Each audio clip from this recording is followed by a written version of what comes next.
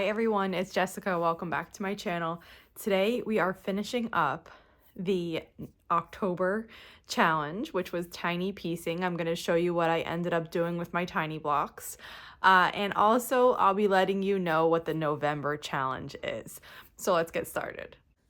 So if you have seen the tiny piecing video, that was out earlier this month. These are some of the blocks that I made. And I also made these little stars, which are even smaller than these. These are the smallest that I went. Currently, these stars measure 2 inches. When they're sewn into a quilt, they would measure 1.5 inches. So they are so small. And I made 3 of these. And these I'm gonna set aside. I might do a tiny piecing quilt next year. I'm thinking about it. So right now I'm gonna set these aside and not use these. I did do this churn dash, which is smaller than these two. This is 2 inches now. But what I decided to do with these is do a little notebook cover. So I ordered these notebooks from Amazon. They're a craft cover notebook. They have them lined and unlined. I got some of both. And I'm just going to be sewing this little block to the front. Here's one that I already did. This one I use a zigzag stitch. And this one, I put a little border on before I sewed it on, and I attached it with 2 straight stitches instead of a zigzag. So the inside looks like that on that one, and the zigzag looks like that. So these ones don't have a border. I'm going to be doing a zigzag for these. So you can glue the piece, the block, to your book if you want to beforehand, if that helps with placement. I kind of just like look at it and just eyeball it. It doesn't need to be perfect for me. I have to get this cat hair off though. So it doesn't need to be perfect for me. I don't need it exactly in the middle. And then I'll just start stitching. And with a zigzag, I'm always like, let me get this little thing right here sticking out. I'm always like a little nervous because I don't know where it's going to start. So the first one's always trial and error. I want it to land like right on the outside of this so it holds it in. And I'm just going to watch this stitch and make sure it's doing it correctly. When I get down to the bottom of it, I'm going to go just a little bit past, and I'm going to make sure that I'm on the outside. So right now I'm kind of like at the bottom corner. Then when I turn this,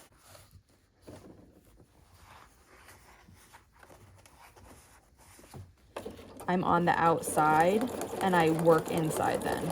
So I'm just kind of like watching the zigzag and making sure that it's catching everything. These blocks are small, so they are not perfect by any means. But this kind of just is a really cute use for them. And I mean, I use notebooks all the time. I know I'll use these.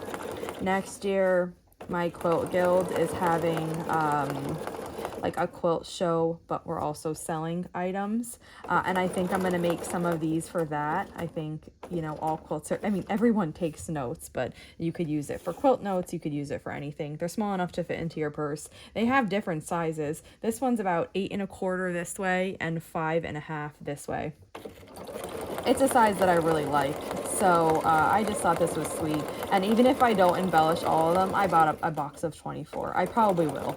But even if I don't embellish all of them, I mean, between me and my kids, we'll definitely use these notebooks. So I come back around to the beginning. And once I get to where I started the zigzag, I change to a straight stitch. And I make sure the stitches are close together for this part. Here I'm at 1.5. And I don't know that you need to do this, but I like to do it. So I stitch forward just a few times and stitch backwards just a few times and just lock that into place. And then this is what it looks like when it's finished. It's imperfect, but I think it has a lot of charm. I think they're really cute.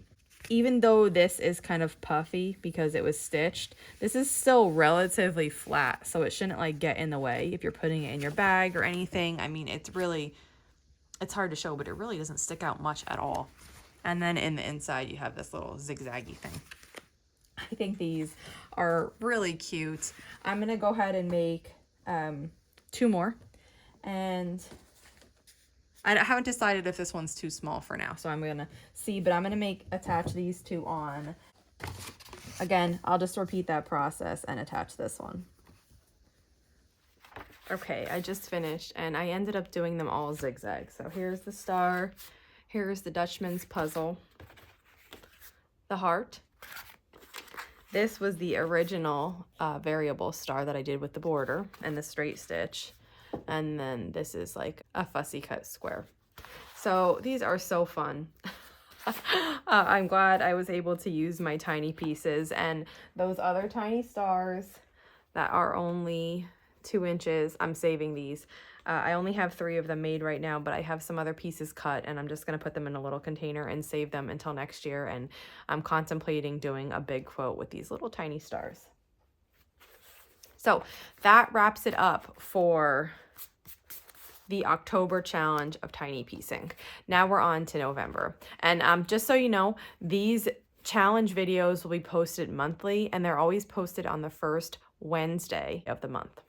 So for November, the challenge is to make a Christmas stocking. Now, there are tons and tons of free Christmas stocking patterns out there. I'm specifically thinking of quilted, but if you're making another kind, felt, embroidery, anything you like, it all counts. I'm currently in the process of remaking stockings for my kids because previously I made them out of wool felt and my cats got at them this year. So a few of them are ruined, so I need to remake them. So I'm remaking those, but I'm not really counting that as part of the challenge because I have some other things to do in November, and I think I'm not going to get to those stockings until December. But I am going to make 2 stockings in November as part of this challenge. They're going to be a smaller size, and I'm going to just do them patchwork squares, quilt them, and sew them together. So I will be sharing that here. If you don't know where to start with this challenge but want to participate, you can look on Pinterest. If you just Google quilted stocking tutorial, there'll be a ton. But also I'll be doing that video here when I make my stockings for this month. And the kind that I'm making are going to be little small ones, probably like this, 6 to 8 inches maybe. And I'm just gonna do little stocking stuffers. I'm gonna make 2 of them for gifts for Christmas. So if you think like, I don't need a stocking, I don't need to do this challenge, maybe you could make a small one as a gift for someone and fill it up with some little goodies and brighten their holiday season. That would be a really great way. And the reason I think this is a great challenge and it's worth participating in is because you're actually doing a bunch of different skills here. One, you're going to be piecing it. You're going to be piecing a front. You could also be piecing a back, or you could use a solid back. 2, you're going to have to quilt it, whether that's by hand or machine. 3, you're going to line up a template of a stocking onto what you just quilted and cut it out. And then 4, you need to put those pieces together and make it into something functional. So it actually has a lot of great bits of skill building in this challenge. So thanks for joining me today. If you have any questions on the tiny piecing challenge that was October or the stocking piecing challenge that is November, just let me know. And if not, I'll see you back here soon. Thanks for following along.